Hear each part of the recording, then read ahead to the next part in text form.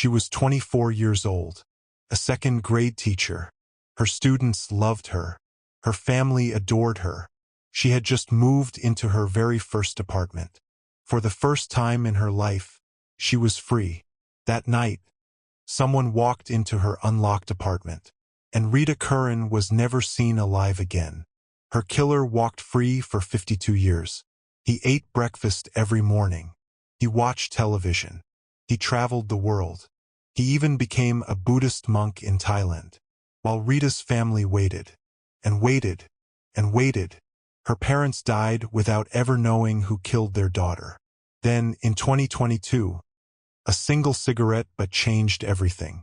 This is the story of Rita Curran, and how science caught a killer 52 years too late. Who was Rita Curran? Rita Curran grew up in Burlington, Vermont, a small quiet town where everybody knew everybody. Her father worked at IBM. Her family owned a diner and a cabin on the lake.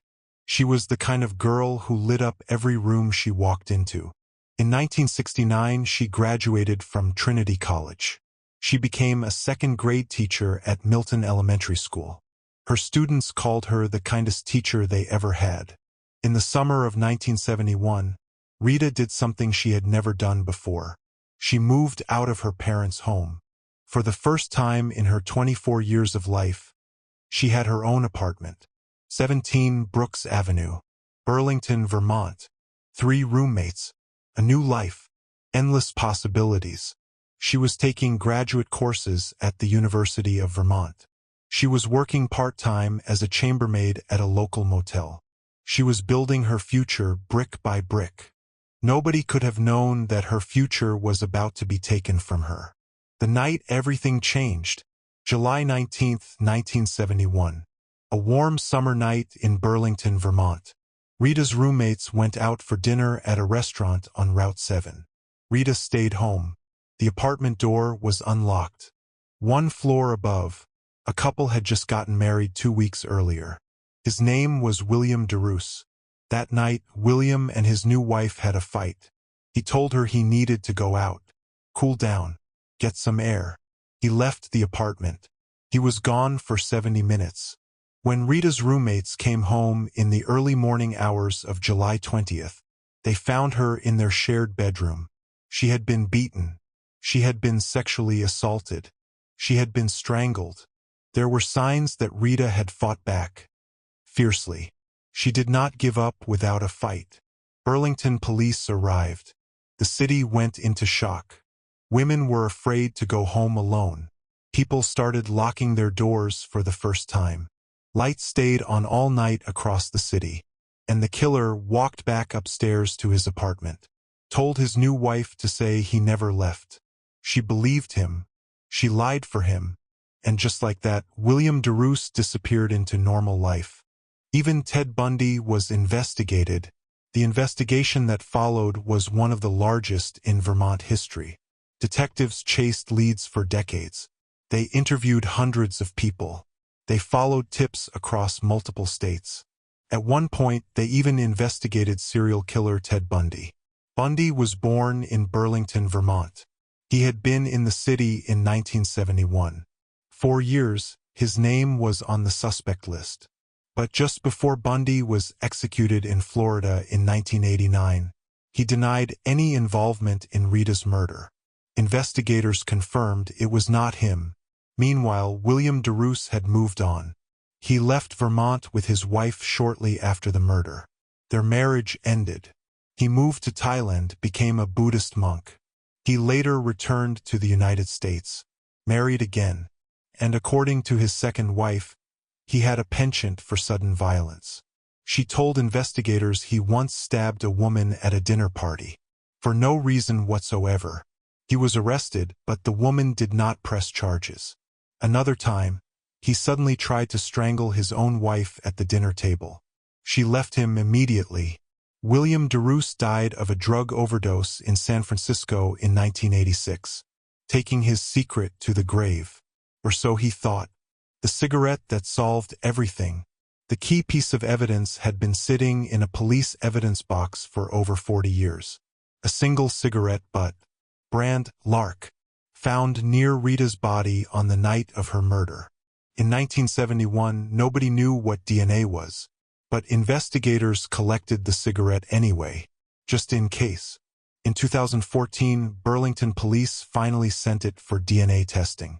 They got a full DNA profile, but there was no match in any law enforcement database. The killer had no felony record on file. Dead end.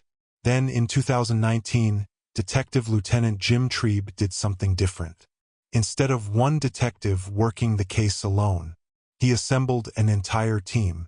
Detectives, technicians, experts. They treated the case as if it had just happened.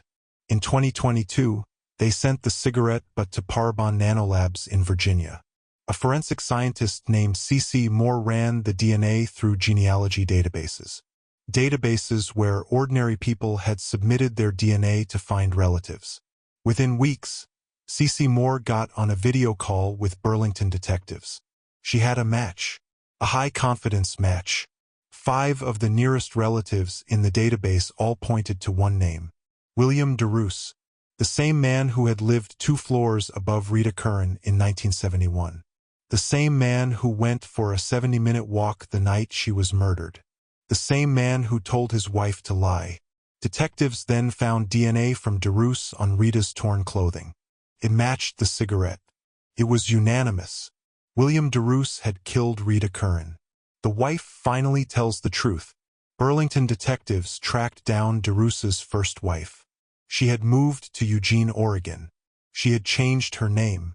She had tried to leave that night behind her forever. But when detectives knocked on her door, she finally told the truth.